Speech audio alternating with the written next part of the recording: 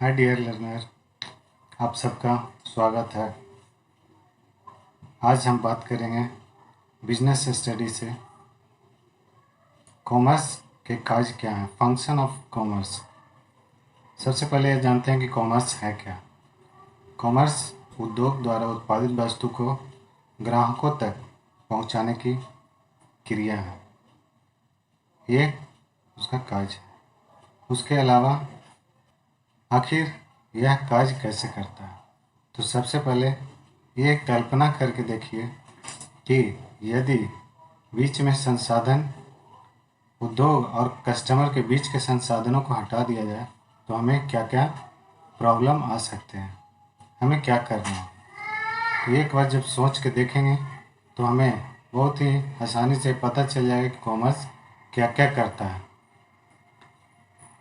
तो आइए सबसे पहले जानते हैं कि कॉमर्स व्यक्ति के द्वारा उत्पन्न बाधा को दूर करता है, व्यक्ति के कमी की बाधा को दूर करता है। जैसे यदि हम घर बैठे किसी सामान को खरीद लेते हैं, सामान कहीं और उत्पादित होता है और हम कहीं और खरीदते हैं और उसे पा लेते हैं, तो किसी न किसी रूप में व्यक्ति के द्वारा ही वो हम तक पहुंचता है। तो इसलिए व्यक्ति की बाधा को दूर करता है। हमें अलग से किसी तरह के आदमी उस पर नहीं लगाना होता है, बल्कि कॉमर्स के सिस्टम के द्वारा ही हमें सामान मिल जाता है। उसके बाद है स्थान की बाधा।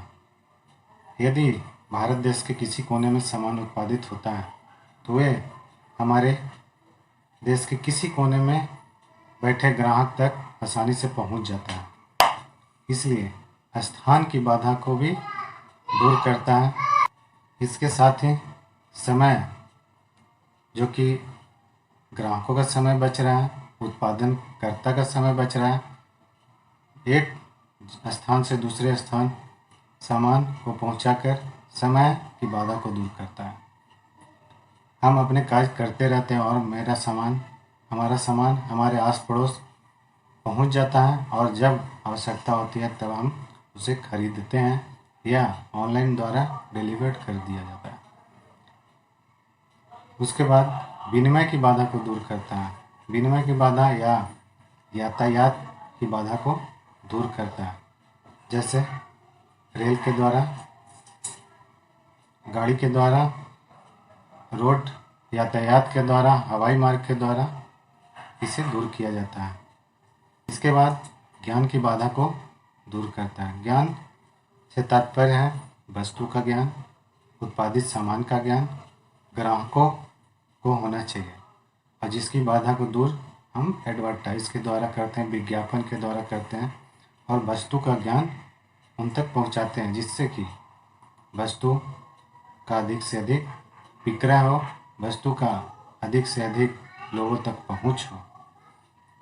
साथ ही जोखिम को कम करने का कार्य करता है, कम से कम जोखिम हो। तो इस प्रकार हम लोग वाणिज्य के कार्य को पढ़ चुके हैं, जान चुके हैं। यदि कोई प्रश्न हो, कोई डाउट हो तो कमेंट कर ज़रूर बताएं, लाइक करें या सब्सक्राइब करें। Thank you.